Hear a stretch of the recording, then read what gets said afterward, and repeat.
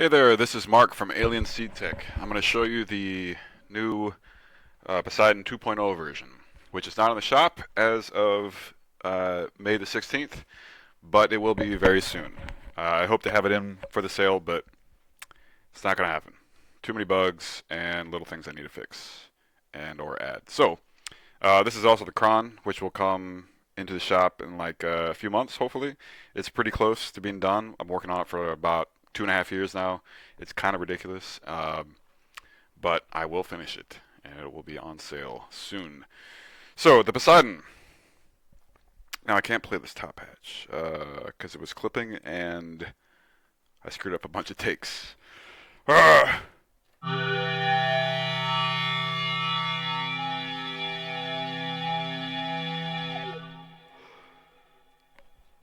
So, you have up to 8 voices on each envelope, or if you combine them with a link mode, up to a total of 16 voices or channels.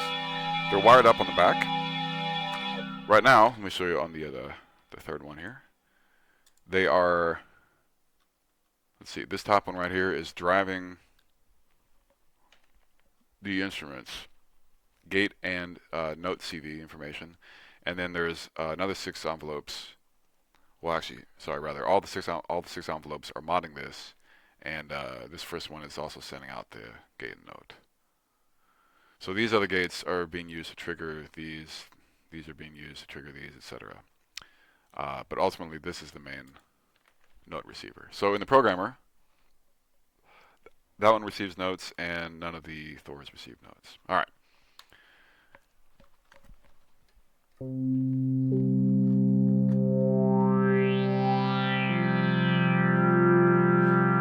You can see the scope is working right now.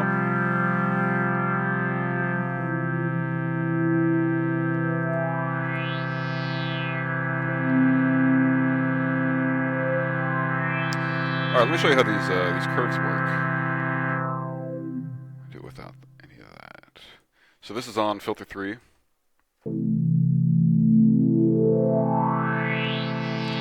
Make it a positive curve instead.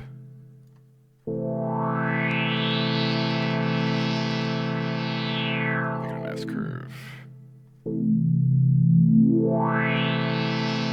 So for all of these knobs here, to the right means basically move to the other side faster, and to the left means slower and then fast, right?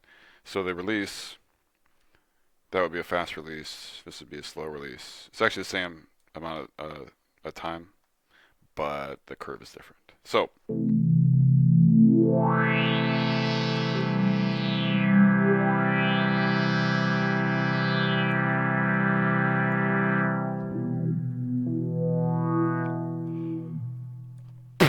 sorry. I'm trying to smoke a blunt while I do this. It's been a lot of takes, and I'm losing my enthusiasm. I kept clipping.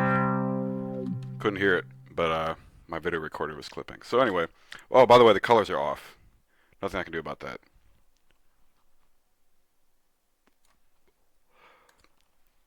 All right, so let me talk about the chain I/O for a second. I do plan to add Blamsauce Poly CV to this in the future, but not for this version. Right now, this is just passing in gate information to the next one, just triggering the envelopes, but I can also pass in note and envelope information packed into the same CV lines. The handshake basically says everything is cool. This green light pops up. I read one if it's an error. And it says what the configuration is and also which channels updated. So basically, if nothing's happening, like right now, none of this is red. It just basically cuts down on CPU cycles. When you're making a patch, what you can do is hit this, which limits everything to just that first channel. And then, you can see, just that Thor is being triggered. Now, you can do whatever you want to this, change it, etc. As you can see, I'm using a default patch, but I did a few things with it, so it's going to kind of screw it up if I change patches at this point. But you can edit this, do whatever you want with it, and then copy and paste it into the rest of them, turn that back on, and have your full polyphony again.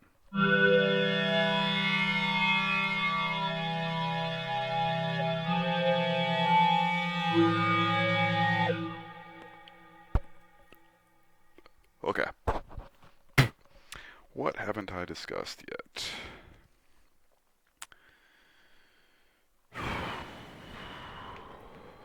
Well, I can talk about the KRON. I'm sorry, I'm probably forgetting half the stuff I meant to talk about because I've already done many takes. So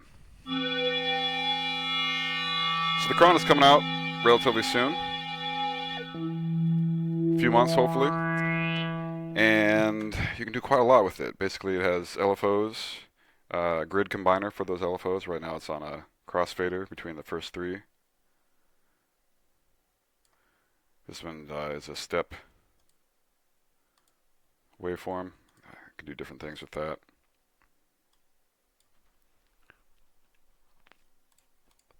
This LFO right here is using this custom wave, and I can delete points, I can add points,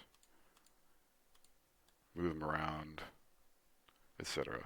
Lots of user controls, user paths that you can enable by clicking. You can do 3 or 4 variables at once. A little envelope, quantizers, gate generators. It's actually one and the same, and then these are used to drive things either via the quants or like a matrix plugged into it. So basically, it's the LFOs and combining them, and a lot of goodies to go along with it. Lots of mods, including these scale mods that will basically multiply the amount of. Well, it works like a Thor scale mod, but basically these work on a number of mods instead of just each mod having its own scale. Lots of back panel connections. It sounds pretty great. I should have hooked it up for this video. I was using it a bunch on an album soundtrack I just made, and one of the things that's neat to do with it, when you have this on like a filter frequency, it's nice to be able to adjust the top and the bottom. And I added this recently so that the